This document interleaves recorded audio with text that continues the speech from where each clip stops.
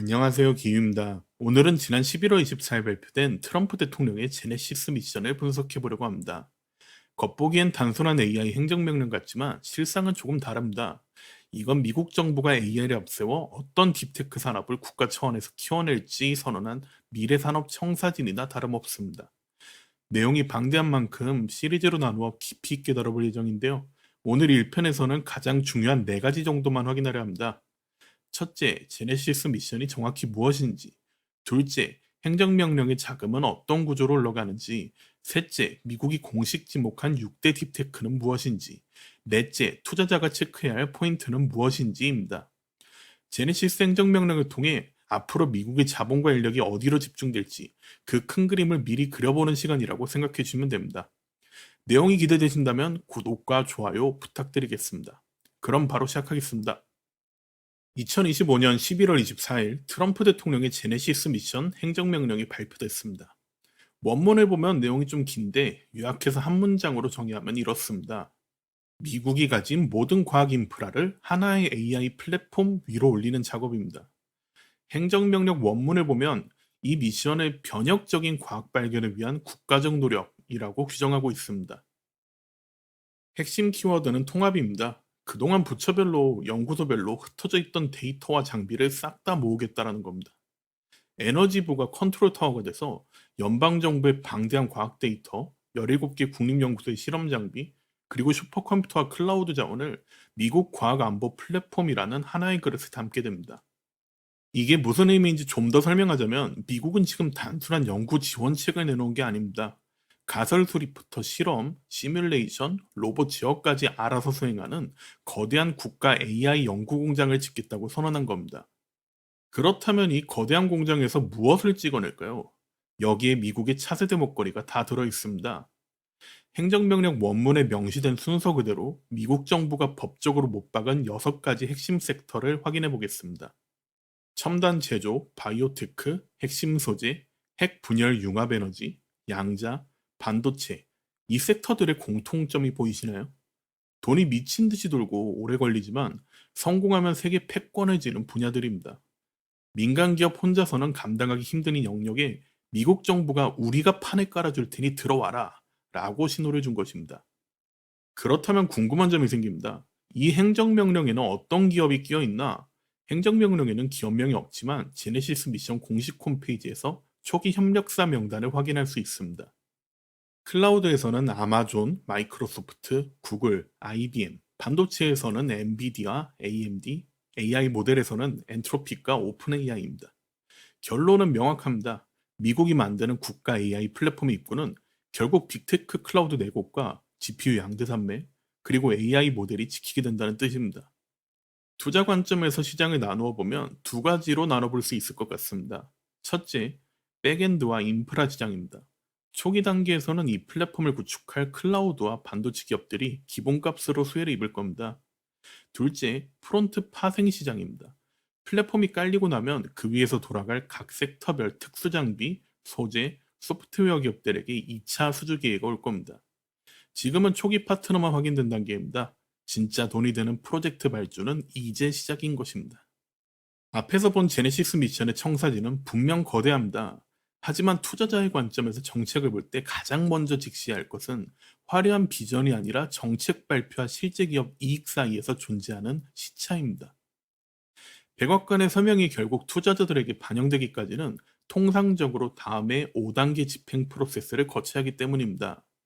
1단계 방향 설정, 2단계 예산 확정, 3단계 세부 프로그램 기획, 4단계 핵심 파트너 선정, 5단계 실적 반영, 이렇게 5가지의 집행 프로세스입니다. 집행 프로세스의 상단, 즉 정책의 상단부부터 보겠습니다. 1단계 방향 설정, 지금이 바로 2단계입니다. 백악관이 우리는 이쪽으로 간다, 에너지부가 주도해라, 라며 정책의 깃발을 꽂은 상태죠. 언론 보도가 쏟아지며 시장은 요란하지만 냉정하게 말해 기업의 장부에는 아직 아무런 변화가 없습니다. 2단계 예산 확정. 아무리 거창한 계획도 돈이 없으면 무의미합니다. OMB 예산관리국이 프레임을 짜고 의회가 법안을 통과시켜 구체적인 숫자를 확정하는 과정입니다. 여기까지가 바로 정책의 상단입니다. 많은 투자자들이 이 단계의 뉴스를 보고 매수 버튼을 누르곤 합니다. 하지만 실질적인 변화는 그 다음부터 시작됩니다. 3단계 세부 프로그램 기획, 예산권을 진 부처들이 실제 공고를 내는 시점입니다. 어떤 기술을 개발하고 어떤 장비를 도입할지 구체적인 발주 계획이 비로소 여기서 나옵니다.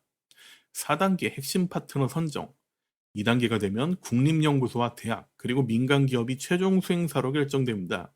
앞서 설명드린 1차 게이트키퍼들이 단순한 협력사 명함을 떼고 정부 예산을 직접 입금받는 공식 수행사 계약을 맺는 시점이 바로 여기입니다. 여기서 중요한 포인트가 있습니다. 아마존이 행정명령 발표 당일에 정부 고객을 위해 500억 달러를 선투자하겠다. 그 발표한 이유가 무엇일까요? 아직 정부 예산은 나오지도 않았는데 말이죠. 이유는 명확합니다. 4단계에서 정부의 수도꼭지가 틀어졌을 때 그 돈이 흐를 파이프라인을 미리 깔아두겠다는 전략입니다. 따라서 투자자들에게 4단계는 단순한 계약 소식이 아니라 미리 깔아둔 인프라가 실제 매출로 전환되는 결정적 트리거가 됩니다. 다시 집행 프로세스로 넘어와서 5단계 실적 반영, 장비가 납품되고 서비스가 가동되면서 기업의 매출과 EPS에 실제 숫자가 찍히는 단계입니다. 뉴스는 1단계에서 터졌지만 실적은 5단계에 와서야 나오는 것입니다. 제네시스 미션은 아직 1단계를 지났을 뿐입니다. 아직은 방향성만 제시된 상태라는 것을 명심해야 합니다. 앞서 우리는 정부 자금이 들어오는 5단계 프로세스를 확인했습니다. 그렇다면 여기서 근본적인 의문이 듭니다. 왜 굳이 느리고 복잡한 정부 돈을 기다려야 할까요? 민간 자본만으로 빠르게 가면 안 될까요? 결론부터 말하자면 딥테크는 구조적으로 민간 혼자서는 감당할 수 없는 몇 가지 리스크가 존재하기 때문입니다. 딥테크 기업들이 공통적으로 직면하는 한계는 명확합니다. 첫째, 호흡이 너무 깁니다.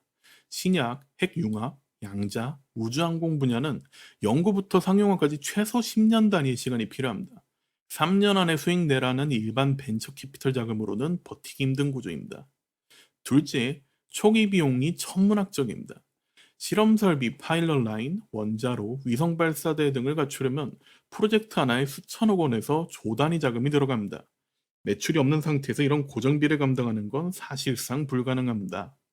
셋째, 규제라는 보이지 않는 벽입니다. 기껏 기술을 완성해도 안보나 수출 통제, 환경 기준 등이 막혀 만들었는데도 못 파는 상황이 비일비재합니다. 즉, 딕테크는 성공할 때까지 천문학적인 돈을 태워야 하는데 민간 기업 혼자 이 모든 리스크를 떠안기에는 가성비가 나오지 않는 게임인 것입니다. 그래서 등장한 것이 바로 제네시스 미션입니다. 이 행정명령의 핵심은 가장 비싸고 위험하고 복잡한 인프라는 정부가 대신 깔아주겠다는 선언입니다.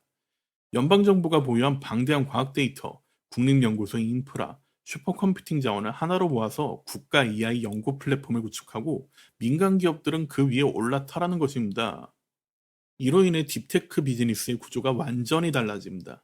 이전에는 각자 도생하겠다는 각오로 데이터 수집, 슈퍼컴 대여, 실험실 구축, 보안 인증까지 기업이 자기 돈으로 해결해야 했습니다. 하지만 제네시스 미션 이후로는 정부가 깔아둔 공용 인프라와 데이터를 무료 혹은 저가로 활용하고 이미 검증된 보안 가이드라인 안에서 안전하게 R&D 수행이 가능해집니다. 투자 관점에서 이것은 엄청난 호재입니다. 제네시스 미션은 딥테크 기업의 비용 구조를 획기적으로 낮춰주는 거대한 레버리지 역할을 하기 때문입니다. 이렇기 때문에 앞서 언급한 아마존 사례처럼 정부가 깔아준 인프라 위에 올라타기 위해 미리 투자라는 경우도 생기는 것입니다. 맨 땅에서 시작하는 기업과 정부의 인프라 위에 올라타 있는 기업의 경쟁력 차이는 앞으로 벌어질 수밖에 없기 때문입니다. 그러면 우리는 정부 인프라 위에 올라타야 한다는 사실을 확인했습니다. 그렇다면 질문은 더 구체화됩니다. 도대체 미국 정부는 왜 6대 딥테크 기술을 전략 자산으로 보고 있는가? 6대 딥테크 섹터를 하나하나 짚어보며 그 이유를 살펴보겠습니다. 첨단 제조, 행정명령의 첫 번째 타자입니다. 단순히 공장을 돌리는 게 아니라 AI와 로봇으로 돌아가는 자율생산 기지를 의미합니다. 이 기술이 결국 우주항공과 방산의 뿌리가 되기에 미국이 가장 시급하게 챙기는 제조업 부활의 핵심입니다. 바이오테크 단순 제약 산업이 아닙니다. 팬데믹 이후 바이오는 식량, 국방, 공급망을 아우르는 국가안보 인프라로 격상되었습니다. 유전자 편집과 합성생물학이 국가 경쟁력의 척도가 되는 영역입니다. 핵심 소재, 배터리, 반도체, 방산의 필수 재료입니다. 미중 갈등 속에서 어디서 캐서 어디서 가공하느냐가 곧 무기가 되는 세상, 탈중국 공급망, 즉 리슈어링의 최전선입니다. 핵분열 그리고 핵융합 에너지, 폭증하는 데이터 센터 전력과 탄소 중립을 동시에 해결할 유일한 대안입니다. SMR과 핵융합은 단순 에너지가 아니라 미국의 디지털 패권을 지탱할 기저발전입니다. 양자 정보가 기존 암호를 무력화하고 신소재 개발에 혁명적으로 앞당길 기술입니다. 금융, 국방, 통신 인프라를 송두리째 바꿀 수 있어 국가 간 기술 주권 다툼이 가장 치열한 분야입니다. 반도체 및 마이크로전자, AI 칩부터 전력 반도체까지 현대 산업의 신경망입니다. 이미 많은 지원을 받고 있는 중이지만 이번 미션의 마지막 퍼즐로서 다시 한번 중요한 국가 과제임을 못 박았습니다. 자, 이렇게 미국이 국가의 명운을 걸고 키우겠다는 6가지 핵심 분야를 모두 훑어봤습니다. 내용만 보면 당장이라도 관련주가 폭등해야 할 것 같죠? 그런데 이상하게 시장은 너무나 조용합니다. 왜 그럴까요? 이제 그 이유와 투자자가 놓치면 안 될 체크 포인트를 정리해 보겠습니다. 이렇게 거창한 6가지 섹터가 발표되던데 정작 구체적인 숫자는 나오지도 않았습니다. 예를 들면 지금은 설계도만 나온 단계입니다. 건설사가 정해지지도 계약금이 입금되지도 않았습니다. 하지만 역설적으로 시장이 조용할 때가 바로 공부할 타이밍입니다. 숫자가 찍혀 모두가 환호할 때는 이미 늦기 때문입니다.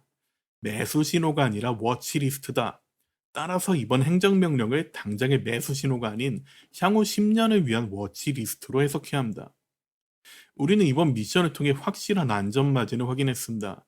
금리가 오르거나 경기 침체가 와도 미국 정부는 국가안보와 직결된 이 6개 섹터만은 끝까지 돈과 인재를 공급할 수밖에 없습니다.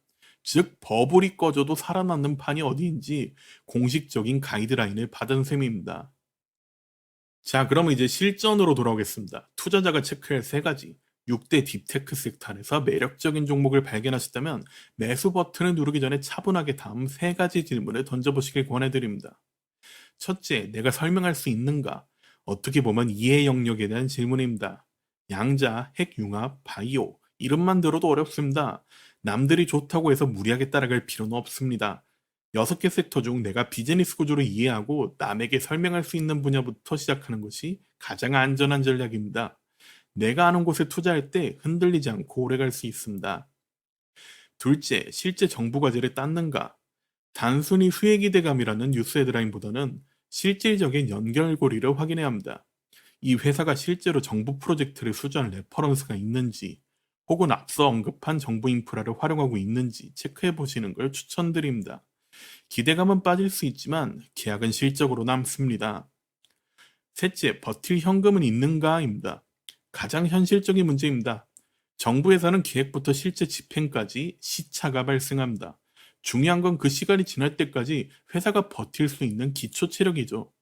재무제표를 통해 향후 1, 2년을 버틸 현금 여력이 충분한지 꼭 확인하시길 바랍니다. 제네시스 미션은 지금 당장 사라는 신호가 아닙니다. 앞으로 10년 미국은 이 판 위에서 돈을 쓴다라고 선언한 큰 그림입니다. 오늘 1편에서 큰 그림을 확인했다면 이제 진짜 중요한 질문이 하나 남았습니다. 그래서 구체적으로 어떤 기업이 기회를 잡는가?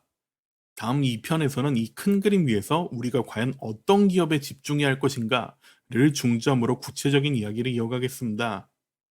다음 2편이 나왔을 때 놓치지 않고 바로 보실 수 있게 구독 눌러주시고 영상이 마음에 드셨다면 좋아요와 댓글까지 부탁드립니다.